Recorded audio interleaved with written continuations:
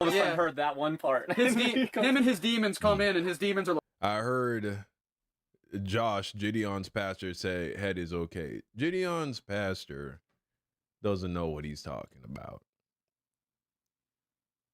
99% of the time. So, yeah, that's not surprising. no, you ain't taking away my sodomite sex. You ain't taking away my perverted stuff, my porno, whatever. Yeah, here's why there are pastors who will teach that. Because you have pastors who, one, they're doing that wicked nastiness. You know what I'm saying? I didn't need Chris LaSala to tell me that was wicked for me to not do it. Me and my wife already were having, a holy romance. Let's put it like that. But, definitely he did help me to understand there is no wiggle room for it. It was one of those things where I was like, something about it seems off to me. Something about it seems wrong to me. But it definitely wasn't until I heard Chris preaching on it just directly that I really sat down and thought about it. I was like, no, this is perverted. This is a form of sexual immorality.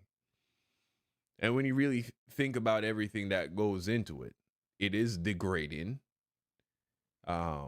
For the party performing the act. I grew up in a culture where men don't do that. Men don't go down on a woman. It's beyond submissive. It's thought of as just completely just wrong. You know what I'm saying? It's like almost as bad as being gay. That was a culture I grew up in. Now, I know it's changed a lot since then. This is Jamaica. I grew up in Jamaica. I lived there till I was 15, turning 16 years old. And, but you got guys like Lil Wayne and Vybz Kartel talking about how they're doing it and they normalize it. And then, of course, things change. That's how these agents of Satan operate.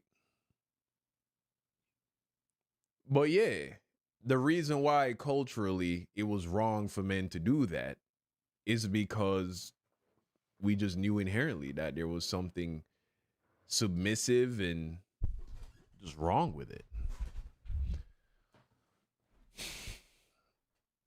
And so if it's wrong for the man to do it to the woman, it's also wrong for the woman to do it to the man. That's just not how God designed us. This is not.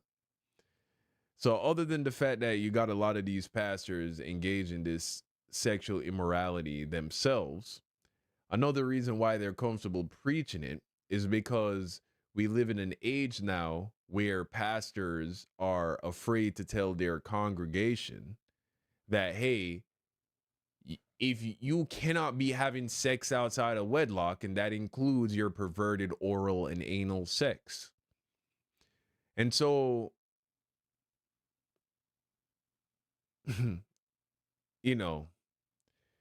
let's just say I wouldn't be surprised if there are certain pastors who have an incentive to tell certain followers of theirs that it's okay for them to have oral for the woman to be performing oral sex because the man is filled with lust and he wants to get that sexual release, but he doesn't want to man up and marry the woman and just have regular, normal, healthy sex and bear children. That's what's going on in a lot of these situations as well. So Physical abuse thing. That was funny. Man, this is such a good stream to have on my living room TV while I have my family here. That's hilarious, brother. Because I know a lot of women come